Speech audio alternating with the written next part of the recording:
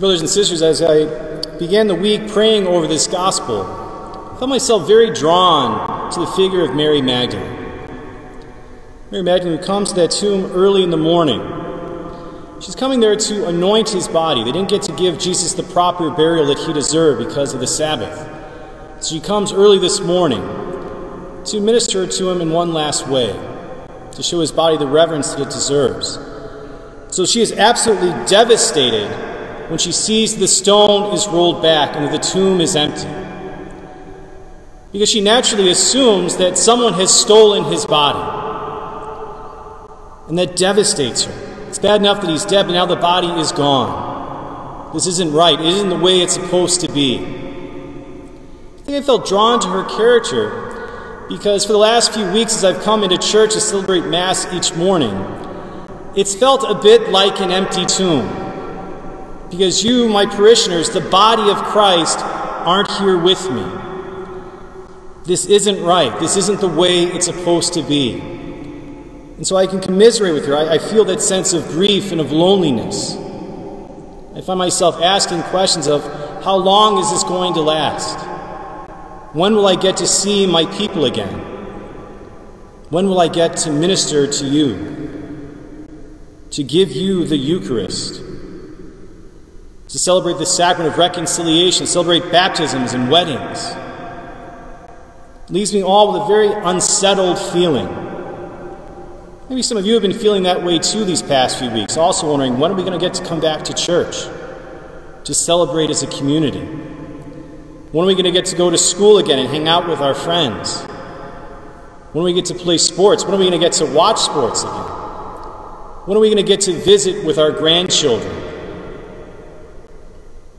When will I get to go back to work? When will our businesses open? It leaves us all with a very unsettled feeling. The feeling is compounded if, like me, you watch the news. You see that horrible box on the side of the screen, just seeing the numbers continually tick up, the numbers of people infected by the virus, and then people who have died by the virus. Seeing that day after day, it's very depressing. It gives the impression that death is winning. If we allow that to keep coming into our minds, it gives us a sense of hopelessness, that again, that death is winning. So I don't know about you, my brothers and sisters, but I needed Easter. I needed to come into this church and see these beautiful flowers, to see Joe and Brian and hear this beautiful music. I needed these readings to remind me that death does not win, because Christ has triumphed. The love of God, the mercy of God, has triumphed over the grave. Life wins out.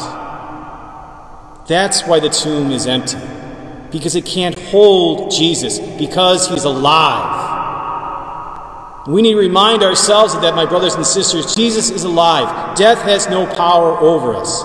This too shall pass.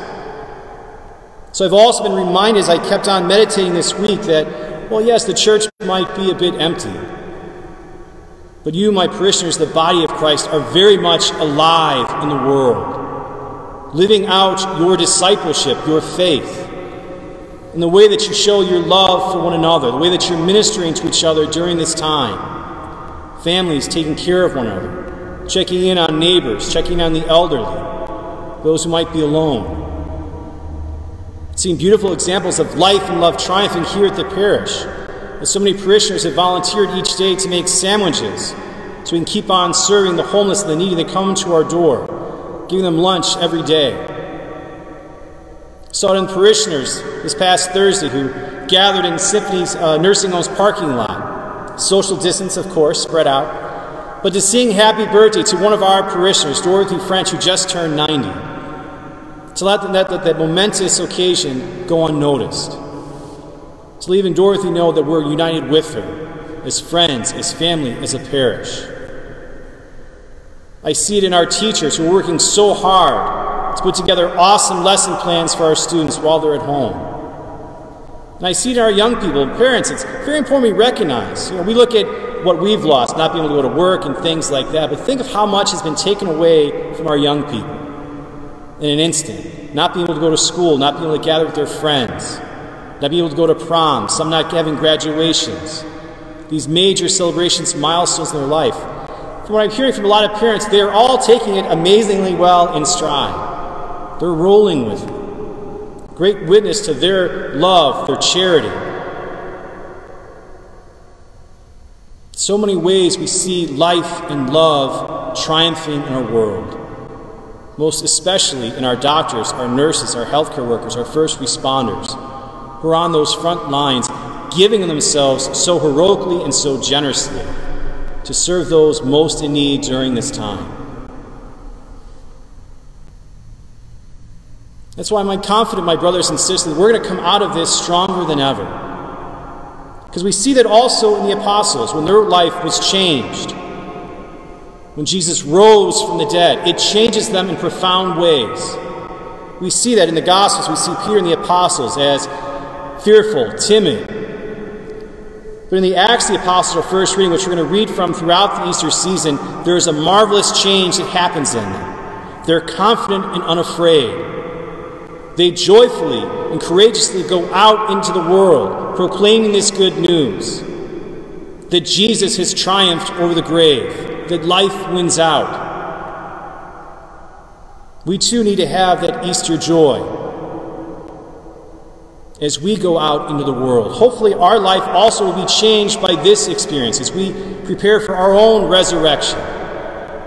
I certainly hope that life doesn't go back to the way it was.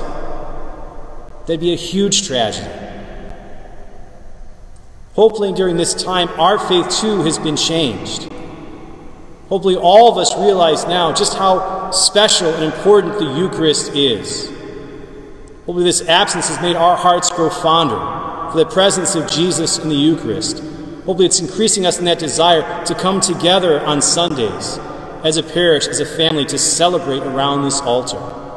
To no longer let busy work and sports and other things cloud that out. We now see how precious this is. Well, I appreciate this technology that is connecting us still and bringing us together. I don't know about you, but I am sick and tired of screens. I don't want any more Zoom calls. I don't want to be texting or FaceTiming with people. I want to enjoy people's company again. Hopefully this time has helped you to see just how important family and friendship really is. And so when we get together, let's put the phones away and just enjoy each other's presence. Hopefully we come out of this global pause in our lives renewed and more alive.